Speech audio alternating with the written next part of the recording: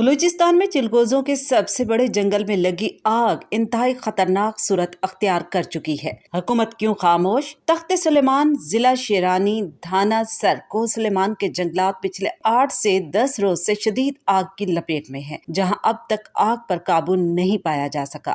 یہ علاقہ اپنی خوبصورتی اور چلغوزوں کی بہترین فصل کے لیے اپنی مثال آپ مانا جاتا ہے۔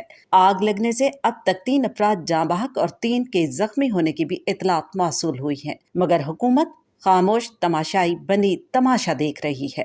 آگ لگنے کے بعد سے پاک فوج کے ہیلی کاپٹرز اور پاک فوج اور ایف سی کے نوجوان آگ بجھانے کی پوری کوشش کر رہے ہیں، لیکن آگ نے ایک وسیع علاقے کو اپنی لپیٹ میں لے رکھا ہے اور اس آگ کو روکنے کے لیے بڑے پیمانے پر کارروائی کی ضرورت ہے۔ جہاں اب تک کی اطلاعات کے مطابق حکومت کو ہوش آیا ہے اور حکومت نے اس معاملے پر کام کا آغاز کر دیا ہے۔